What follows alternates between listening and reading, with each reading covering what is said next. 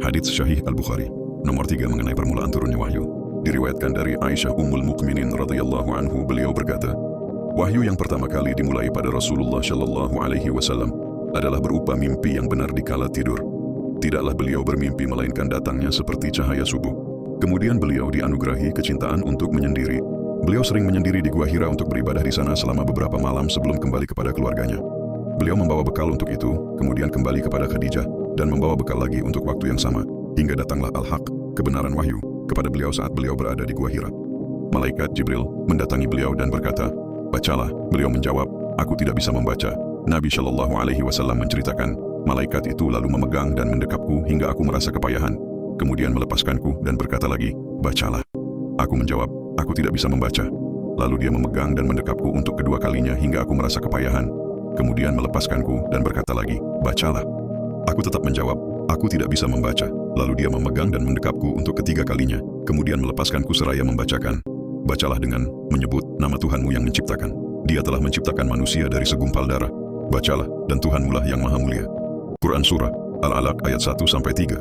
Kemudian Rasulullah Shallallahu Alaihi Wasallam pulang dengan hati yang gemetar. Beliau masuk menemui Khadijah binti Khuwailid radhiyallahu anhu lalu berkata, selimuti aku, selimuti aku. Maka mereka menyelimuti beliau hingga rasa takutnya hilang.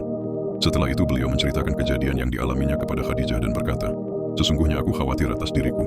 Khadijah menjawab, sekali-kali tidak. Demi Allah, Allah tidak akan menghinakanmu selamanya.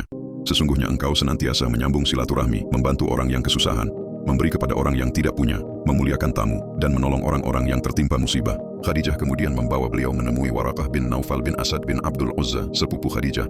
Ia adalah seorang laki-laki yang telah memeluk agama Nasrani di masa jahiliyah. Ia mahir menulis kitab dalam bahasa Ibrani dan menulis dari Injil dengan bahasa Ibrani sesuai kehendak Allah. Saat itu ia sudah tua renta dan buta.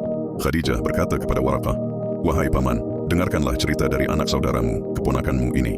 Waraqah bertanya kepada beliau, wahai anak saudaraku, apa yang telah engkau lihat? Rasulullah Shallallahu Alaihi Wasallam pun menceritakan apa yang telah beliau lihat. Waraqah berkata, ini adalah An-Namus, malaikat Jibril yang pernah diutus Allah kepada Musa.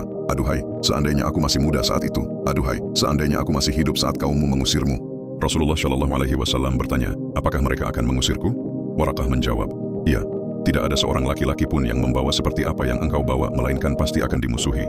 Jika aku sempat menjumpai harimu itu, niscaya aku akan menolongmu dengan pertolongan yang kuat. Namun tak lama kemudian Waraqah wafat, dan wahyu sempat terhenti untuk sementara waktu.